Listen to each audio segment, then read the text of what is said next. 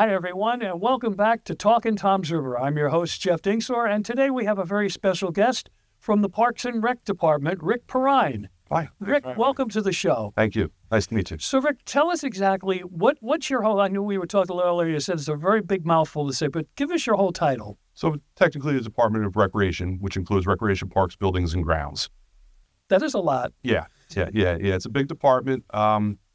Buildings and grounds covers basically what you would think, buildings and grounds. Throughout the town, we have about 25 buildings that those guys take care of. Mm-hmm. They're guys behind the scenes that nobody sees, but things happen.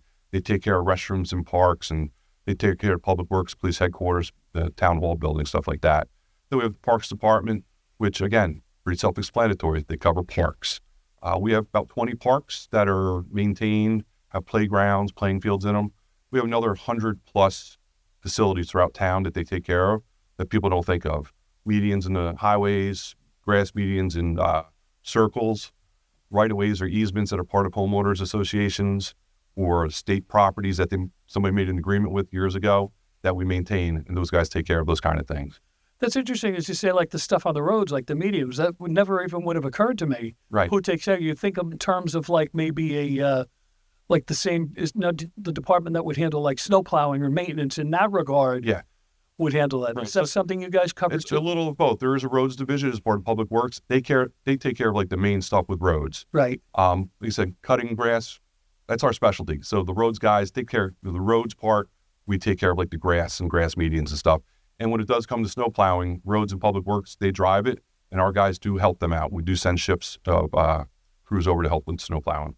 Oh, nice. Yeah. That's good. So you all kind of work together. Yes. You have to in a small, well, not that Tom's River is a small municipality, Correct. but it's a close-knit municipality. Yes, we do work together with all the different. So everybody has to work together. Yeah. What specifically is your job function? So I oversee all of them. I oversee buildings, grounds, parks, recreation. And part of recreation, we have the beaches out on Ortley Beach and Dover North, as well as Shelter Cove, which is a bayside, calm beach. We have Bailey Golf Course. We have Winding River Ice Rink. We have day camps. We have activities, programming, all kinds of stuff that people don't think of. We have a municipal pool.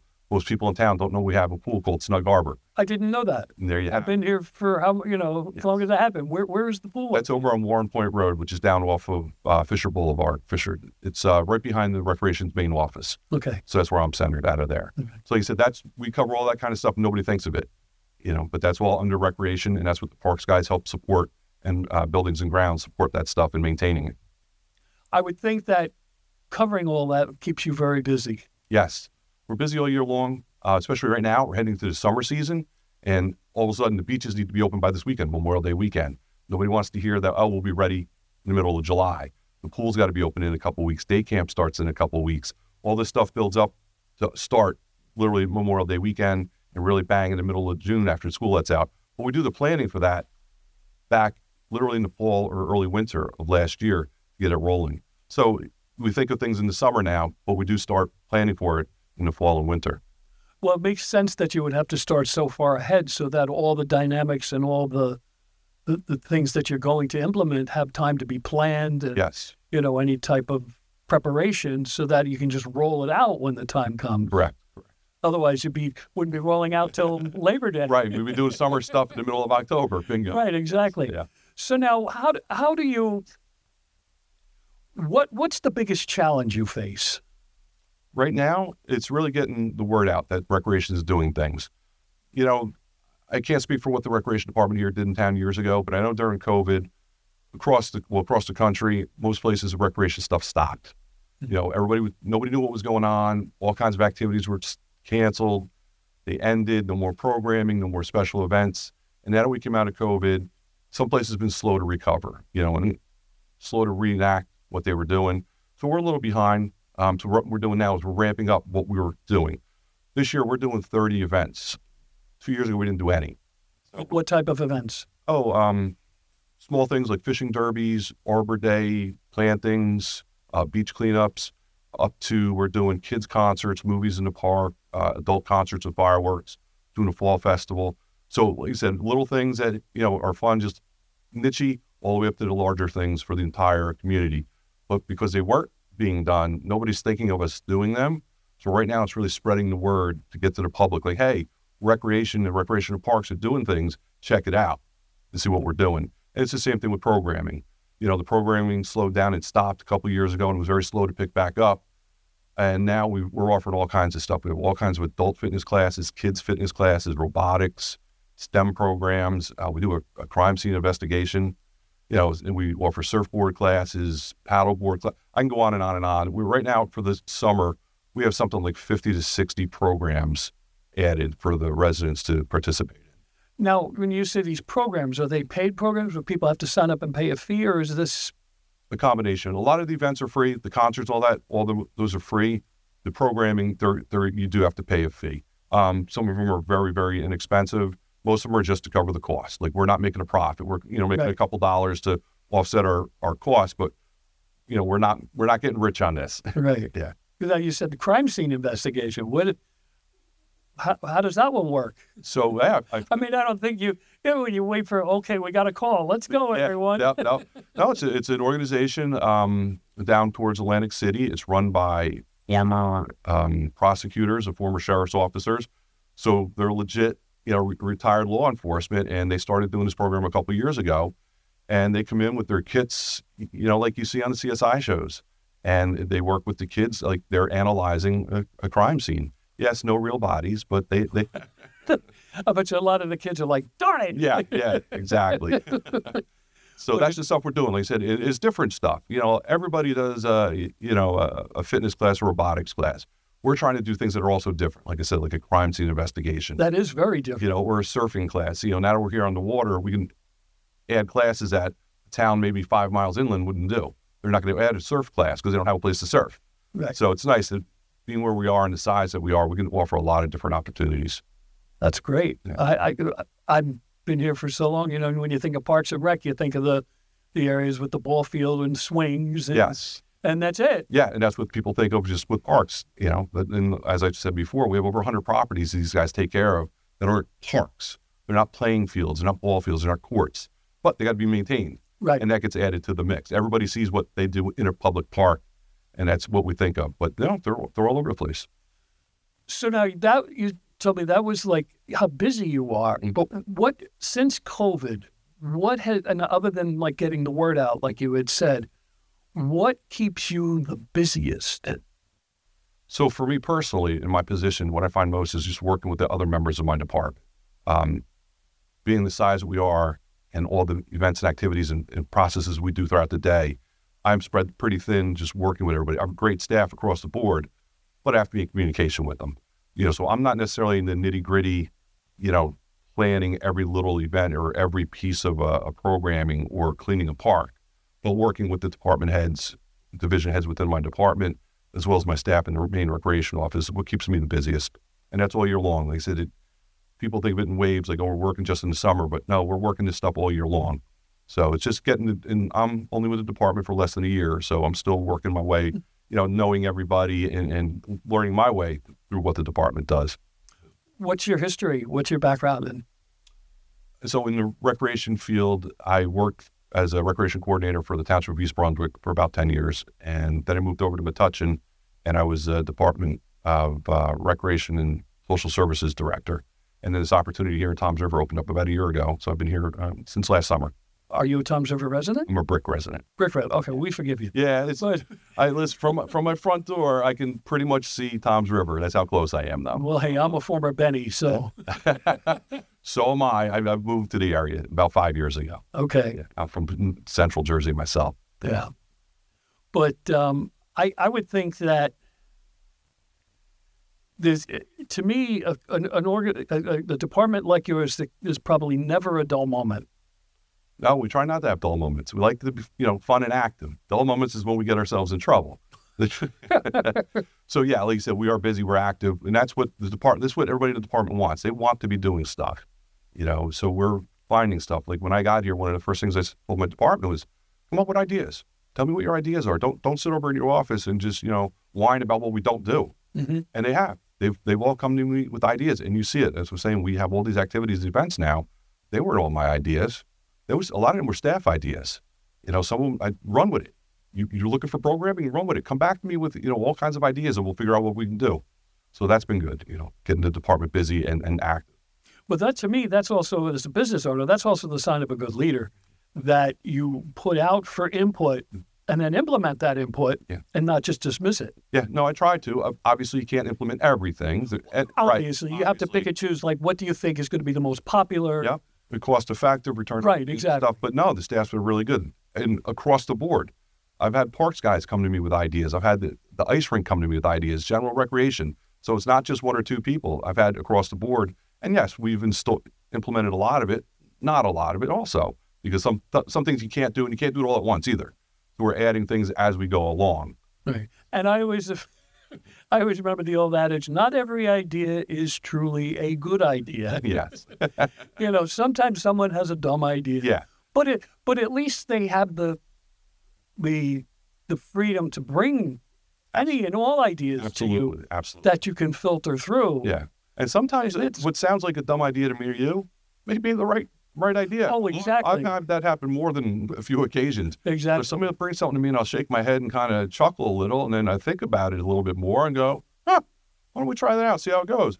It ends up, it works well. I'm like, I never thought of it. And that's why I want my staff to bring me ideas. Right. And not just 100% dismiss it right off the bat. Well, I always say, left to my own devices, I'll find 1,000,001 ways to screw something up. Yeah. So that's why it's always I can relate. People around me that are smarter than me. Correct. To bring the input in. Correct.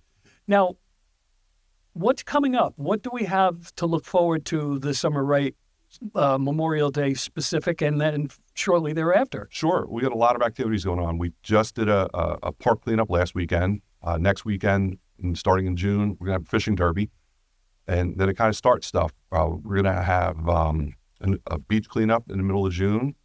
And then starting, I think, June 24th, every Tuesday, we have a concert series through the remainder of the summer.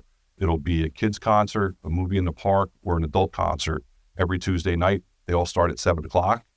All the concerts and kids' concerts are at Shelter Cove. That way everybody knows where they're at. 7 o'clock at Shelter Cove on Tuesday. Mm-hmm. So the movies in the park, they're all family movies, kid movies. We're going to scatter those around town. So there'll be different neighborhood parks. That way the neighborhood can go, and be near, you can walk to it. Sure. And those will also be at 7 o'clock, which seems early to see an outdoor movie. But I have a vendor that's got like Jumbotron TVs that you can see during the day. So theoretically, we go out there, noon, and we can see it and be fine. So we can do it at 7 o'clock, which is a good hour. It's after the day, and it's early enough. The big thing is people love doing movies in the parks. Love it, love it, love it, until you find out the movie can't start until 9:30 at night, because that's when it gets dark. And your target market is families with young kids. Well, the young kids are going to bed at 9:30. So what happens, you'll get people will show up, they stick around for 15 minutes, the kids fall asleep, and they leave. So I was able to find a vendor that provides these movie screens that I can show at 7 o'clock. So again, everything's at 7 o'clock. We have that information. It's on the recreation webpage of the township. How do they get that? What's the actual? We'll put this up on. Yeah, we'll put it up. So the township's website is tomsrivertownship.com, and then off of that is a recreation page. And on the recreation page, I also have sub-pages for all the sub-departments, like parks, buildings, grounds, the golf course, the ice rink, day camps, and stuff like that. Once you get over to recreation, you can see all the stuff that's underneath us. And there's a schedule of events. Yeah, so on the main recreation page, I actually have a summer booklet. It's probably 50 pages long, maybe 60, and it's got all the events and activities listed that we're doing, some kind of description of them, and how to register for them. And if you have to register, like one of the fitness classes or surfboard stuff, you register through Community Pass. And off the recreation page, there is a link to that. You just jump over and you follow directions on how to do that. So it's easy to navigate. It's very easy to navigate. That's good. Yeah. I want to make things easy. I try to make things one step. You get to it and you just walk through it. And that's why, the last couple of months I created all these sub pages. People are like, I don't have any information on the golf course. There's no web page. I don't know anything about the beaches or the day camp. Let's set up web pages just so it's static information. You right. can go look. And as things change, I add flyers, or I use the township social media accounts, the Facebook and Instagram accounts, for the more dynamic stuff, the things that change on a weekly basis, or right. events are coming up, like the fishing derby. That flyer's out there. It'll be promoted over the next 2 weeks to get the word out. So now I'm curious, you had mentioned the golf course, the Bailey golf course. That's the one with the Shogun? Yes. Is that a Toms River property? Yes, it is. So Toms River owns? The township owns it, and my I department didn't runs realize that. it. Yeah. So I didn't realize that. Yeah, so it's a municipal course. It's in beautiful condition. It's been in beautiful condition I've for a heard number that. of years. It's very affordable. Even as a public course, it's on the lower end of the fees. We run probably at 90% capacity. Those guys maintain it. It's in beautiful condition. It's also the home of the high school. It's the high school golf team, so they use it on a regular basis. Mm-hmm. And like I said, the staff's keep it in great condition. You go by there, and you go by there now. It's beautiful. Everything's green. They keep a good job. It's open from like weather dependent mid-March to about mid-December. Then they shut it down to winterize it. Again, we're in New Jersey. Right. And once they open it up, it's open pretty much every day. Well, I used to live over that way in Holiday City, Okay. and when I drove by there a lot, and in the sun, nice weather, the parking lot was always packed. Yeah, it's always packed. Like I said, it runs about It's right like, now about 90% wow. capacity. Wow, that's awesome for a township. Yeah, so it's like a township. So residents get a little bit of a discount versus non-residents, but all in all, it's a beautiful course. Yeah. That's awesome. That's awesome. Anything else that you can think of that we haven't touched on that you want to add? No, you kind of hit on everything. We can go on for hours talking about everything we're doing. I'm sure. Everything that we've started On the little doing. minutiae. Yeah, and once we start with something, we'll take a tangent off and talk about something else. Just the fact that our department is very active, becoming more active. Like I said, it slowed down for a number of years. Like I said, largely because of COVID and stumbling out of that time frame. And we're building. I want people to see what we're doing. The recreation is the best part, of a township. Like that's what you want. You want busy. You want clean parks. You want active parks. You want them in good condition. Like I said, we're doing a lot of repairs to a lot of parks because, as I said, a lot of things kind of got pushed to the side for a number of years across the country. Not just Tom's River. Right. And we're coming out of it. So the residents need to come out and use our parks, look at the activities we're doing, participate in these activities, let their friends and family know, hey, there's stuff going on. Hey, there's a movie on the beach in Ortley Beach in the middle of July. Let's go check it out. Bring your family, sit and have a good time. Hey, there's a concert, at Shelter Cove every Tuesday night.